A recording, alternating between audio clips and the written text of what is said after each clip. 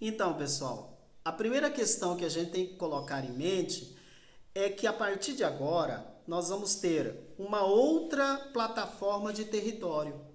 O território, que era aquele território adequado à disputa entre Estados Unidos e União Soviética, ou seja, ao mundo bipolarizado, ele não vai mais fazer sentido a partir da década de 1990.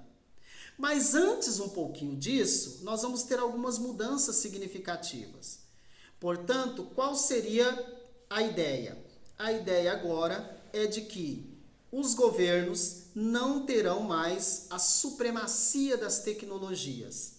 Os governos nacionais, os países, não poderão mais, com o fim da Guerra Fria, eles não têm condições de controlar o espaço empresarial e o espaço de investimento no território.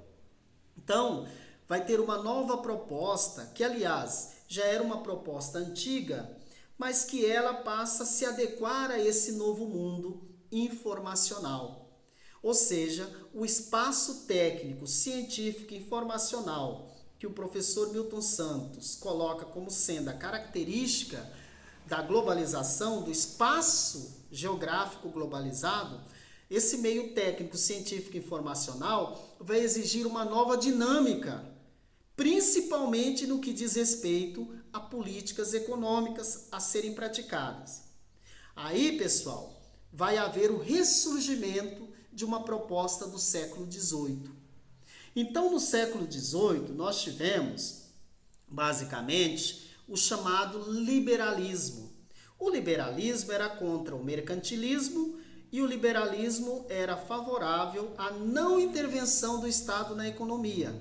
Isso significa que as atividades econômicas deveriam ser reguladas pelo que eles chamavam de lei da oferta e da procura. Ou seja, o próprio mercado vai regular o preço dos produtos, o tipo de produto que vai ser comercializado e assim sucessivamente. Esse era o liberalismo. Só que a crise de 1929, ela coloca em xeque o liberalismo. E a partir da crise de 1929, as teorias chamadas de intervencionistas, o que significa? Aquelas ideias e teorias que dizem que o Estado deve intervir na economia, esse tipo de proposta vai ganhar terreno. Então, de certa forma, a crise de 1929 ela vai colocar em descrédito o liberalismo clássico, né, criado pelos europeus, em especial por Adam Smith. Ou seja, o Estado deve intervir na economia em situações específicas, correto? Então, a partir daí, nós vamos entender o seguinte: a partir de uma certa altura, nós vamos ter uma nova proposta que vai ser a intervenção do Estado nas atividades econômicas. Essa intervenção do Estado, ela vai acontecer a partir das ideias de John Maynard Keynes, o keynesianismo, onde o Estado vai interferir no capitalismo em caso de crise, desde que fosse para gerar emprego. Portanto, essa proposta vai fazer com que os governos acabem crescendo o número, criando muitas empresas estatais. De certa forma, os governos começam a investir na área social, a chamada política de estado de bem-estar social, e dessa forma os governos começam a gastar muito. Para evitar isso, né, a partir da década de 1970, alguns países passaram a adotar as teorias da chamada Escola Austríaca de Economia. O que a Escola Austríaca de Economia dizia? Dizia o seguinte: o Estado tem que interferir menos na atividade econômica, ou seja, o Estado tem que diminuir a sua participação na economia. Então, diante disso, tá, nós vamos ter o ressurgimento do liberalismo.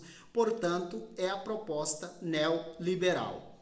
Essa proposta neoliberal, ela vai ser implementada primeiramente no Chile, depois na Inglaterra com Margaret Thatcher e Reagan nos Estados Unidos. E ela consiste em quê? Consiste, em primeiro lugar, privatizar, vender as empresas públicas para a iniciativa privada, tá?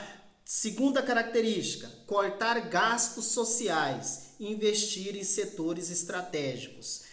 Cortar gastos sociais, saúde, educação e segurança, mas investir mais em gastos que vão, basicamente, investimentos que vão estimular o setor empresarial.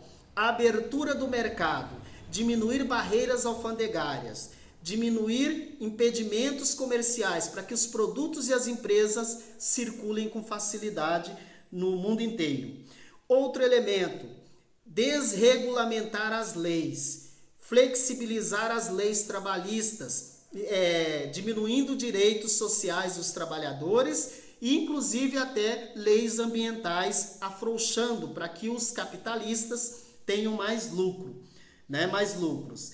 Isso é o neoliberalismo, ou seja, o sistema basicamente antenado com essa nova proposta de um mundo globalizado tecnologicamente, informacionalmente, mas sobretudo um mundo aberto ao livre mercado e cada vez mais uma diminuição da participação do Estado na economia e poucos investimentos nas questões sociais. Beleza? É isso aí, pessoal. Vamos agora para as dúvidas.